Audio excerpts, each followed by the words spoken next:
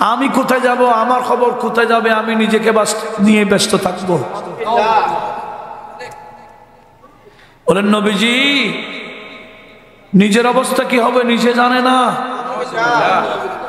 কি উম্মতের সুপারিশ এটা আপনারা বিশ্বাস করেন? হ্যাঁ, নবীর অবস্থা কি হবে নবী জানে না, এটা বিশ্বাস করেন? এটা তো কোরআন শরীফে আছে।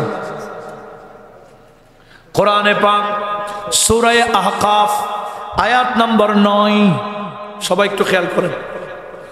এগুলো আমি কাহিনী বয়ান দিচ্ছি না, এগুলা কোরআন সুন্নাহ, একটু লক্ষ্য করুন। কোরআনে পাক সূরা আহকাফ আয়াত নম্বর 9, যেখানে আমার আল্লাহ বলছেন কুল, হে রাসূল আপনি বলেন, কি বলবেন? মা কুনতু বিদআম মিনার রাসূলি, আমি কোনো বেদাতি রাসূল না, আমি হুট করে এসে গেলাম এরকম বিষয় না।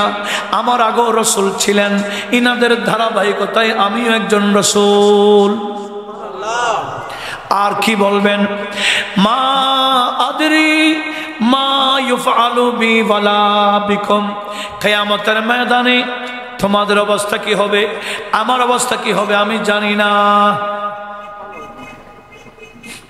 বলুন, আমার অবস্থা কি হবে জানি না, তোমাদের অবস্থা কি হবে আমি জানি না। এটা কোরআন শরীফে এখনো আছে আয়াতটা, কথা বোঝা যায়? সেজন্য বিশাল এক মুফাসসির কোরআন এর বক্তব্য একটা কিছুদিন আগে ভাইরাল হয়েছে। উনি বলছেন শাহজালাল, শাহপরান, দারকেনার নবীর অবস্থা কি হবে নবী নিজেই জানে না।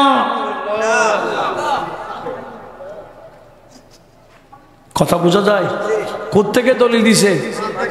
কিন্তু কোরআন থেকে দলিল দিয়ে গোমরাহ। কোরআন থেকে দলিল দেওয়ার পরও কি কেন? 1400 বছর যাবত সমস্ত মুফাসসিরে কোরআন এই কথার মধ্যে অক্ষমত পোষণ করে ফেলেছেন। সূরা আহকাফের 9 নম্বর আয়াতকে আমার আল্লাহ সূরা ফাতার 5 নম্বর, সূরা ফাতার 2 নম্বর, এই দুইটি আয়াত নাজিল করে ওই আয়াতের হুকুমকে রহিত করে দিলেন। উচ্চ আওয়াজে বলুন